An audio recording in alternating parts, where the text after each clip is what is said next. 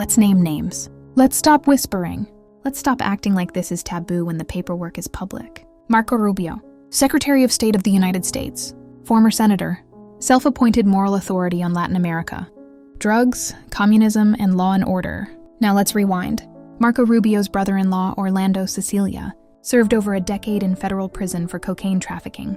Not vibes, not rumors, convictions. In 2002, Marco Rubio, then a Florida state representative, wrote a letter recommending this convicted trafficker for a real estate license, called him upstanding, did not disclose the family relationship. 2 weeks later, the license was granted. That is not ignorance. That is intervention. That is a man learning, very early, that criminality is not disqualifying. If you have the right last name, and the right connections, and the right politician willing to make the call. Now zoom out further. The cocaine world Rubio grew up adjacent to in Miami wasn't just criminal. It was state adjacent. According to investigative journalist Maureen Tkachuk, the same Miami trafficking networks tied to Rubio's extended circle intersected with CIA-linked operations during the Cold War, Cuban exile groups, Bay of Pigs veterans, off-the-books funding, anti-communist crusades financed with cocaine when Congress said no. A CIA handler named Gary Maddox testified in open court in 1989 that a major trafficker from this same ecosystem, Guillermo Tabraua, had been a CIA asset, paid monthly, protected, allowed to run his own loads while informing on rivals. That's not conspiracy theory, that's sworn testimony. And according to court testimony cited in that reporting, cocaine was stored and packaged in the same house where a teenage Marco Rubio lived for a period in the mid-1980s. Does that mean Marco Rubio personally taped bricks? No, but it means this. He learned early that the system lies. He learned that the government does not actually oppose drugs. It opposes unsanctioned drugs. It opposes drugs that don't serve power. Fast forward. Juan Orlando Hernández, president of Honduras. For years, Marco Rubio praised him publicly, posted photos, called him a partner in fighting drug trafficking. Meanwhile, according to the U.S. Department of Justice, Hernández was allegedly taking bribes from major traffickers, including associates of El Chapo, using the Honduran military to protect cocaine shipments, and facilitating the movement of hundreds of tons of cocaine into the United States. U.S. taxpayers sent his government millions for anti-narcotics efforts. His brother, Tony Hernández, was indicted in 2018 for trafficking massive quantities of cocaine, containers, allegedly marked with his initials. Marco Rubio knew all of this was under investigation. He praised him anyway. Then Hernández was convicted by a jury. Then, weeks ago, Donald Trump pardoned him.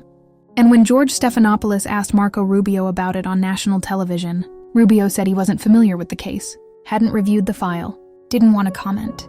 Secretary of State, Latin America specialist, years of public praise, and suddenly, procedural amnesia. That is not ignorance. That is the Mike Johnson playbook. Play dumb so you don't have to say the quiet part out loud. Now Ecuador, Daniel Noboa, investigative journalist, documented multiple cocaine seizures, roughly 700 kilos, linked to banana shipments tied to Noboa's family, business between 2020 and 2022. 3 seizures. Same company ecosystem. Same ports. This was reported by OCCRP and Revista Raya. Marco Rubio called Noboa an incredibly willing partner in fighting narco-terrorism. Because he's right-wing, because he's cooperative, because he's useful. El Salvador. Nayib Bukele. Rubio cheers him on while journalists document Bukele's negotiations and accommodations with MS-13. Gang truces dressed up as authoritarian order. Argentina. Javier Milei. Rubio celebrates him while cocaine scandals swirl around Milei's libertarian political ecosystem. Chile. José Antonio Cast. Rubio aligns himself with a man whose political brand rehabilitates Pinochet. A dictator whose regime, according to reporting, oversaw state-directed cocaine production through the military. And then Venezuela. Nicolas Maduro is labeled a narco-terrorist. The cartel of the suns. Sanctions. Overthrow. Moral urgency. Same drugs. Different alignment. Here's the truth nobody wants to say plainly. Marco Rubio does not oppose drug trafficking. He opposes unsanctioned drug trafficking. He does not oppose corruption. He opposes corruption that doesn't answer to Washington. He does not believe crime disqualifies leadership. He believes crime is negotiable.